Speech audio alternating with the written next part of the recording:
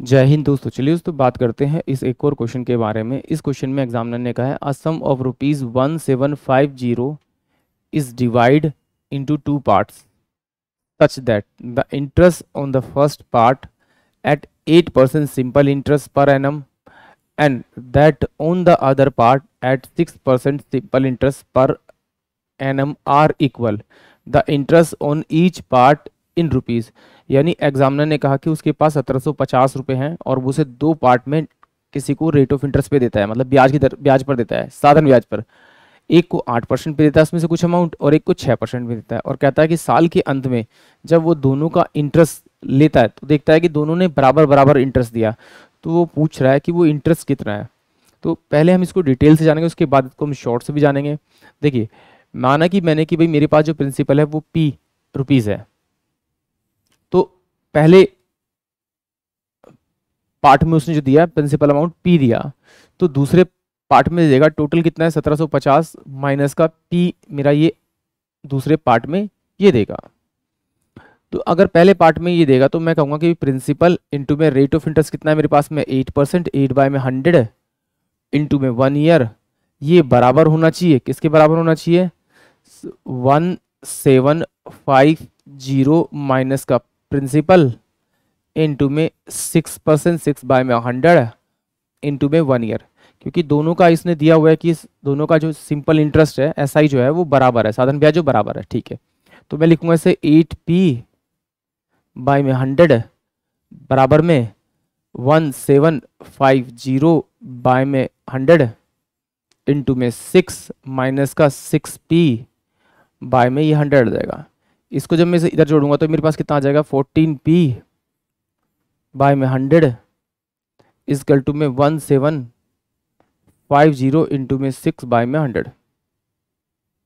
इससे मेरा ये अमाउंट गया, इससे मैं काटूंगा तो 2 सत्ते 14 और 2 तिया 6, तो 7 दूनी 14, 7 पंजे 35, यानी कि 250। तो जो प्रिंसिपल अमाउंट आएगा वो मेरे पास कितना आएगा आपका 750 रुपये इस पर आ जाएगा।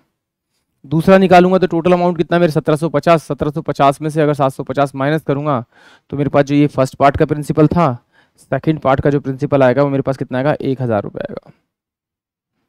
अब 1750 कितने परसेंट पे दिया था 8% पे, तो अब इसका 8/100 निकालेंगे तो ये कितना आ जाएगा 0, 8 पंजे 40, 7 अट्ठे 56, 56 और 4 60/100।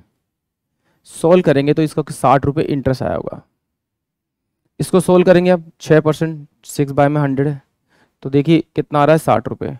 यानी कि दोनों का जो इंटरेस्ट आ रहा है वो क्या आ रहा है, वो बराबर आ रहा है, यानी कि ऑप्शन जो ए होगा वो इस क्वेश्चन का करेक्ट होगा। अगर आप इसे अब शॉर्ट से करना चाहते हैं तो देखिए सिंपल कुछ नहीं करना, आपको कुछ देर के लिए इसको भूल जाना है। ये भूल गया। अब क्या करना है कि इसके प्रिंसिपल अमाउंट का रेशियो निकालना है, या फिर इसके अमाउंट का रेशियो निकालना है। प्रिंसिपल अमाउंट का रेशियो निकाल लो या प्रिंसिपल का रेशियो निकाल लो। तो क्या करना है, कुछ नहीं करना। यहाँ पर देखिए 8% दे रखा है और ये 6% दे रखा है। अगर ये आप 1/8 लिखेंगे तो ये पहले पार्ट के अमाउंट का रेशियो आएगा। सेकंड, अगर आप सेकंड पार्ट का आप अगर रेशियो निकाल रहे हैं तो आप इसे 1/6 लिख लेंगे तो ये आपके सेकंड अमाउंट का रेशियो आएगा।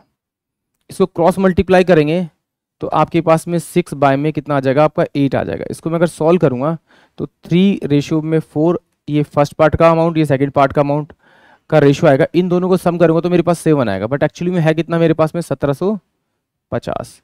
तो इसे किससे मल्टीप्लाई करना पड़ेगा 250 से। अब जिससे से मल्टीप्लाई कीजिए उस हिसाब से मल्टीप्लाई कीजिए, तो 750 और ये कितना होगा आपका ये 1000। और आप इसका इंटरेस्ट निकालना चाहते हैं तो पहले वाले पे 8% होगा, दूसरे वाले पे 6%। तो 6% आप जब इसका निकालेंगे तो आपके पास जो इंटरेस्ट आएगा वो 60 रुपीज़ आएगा।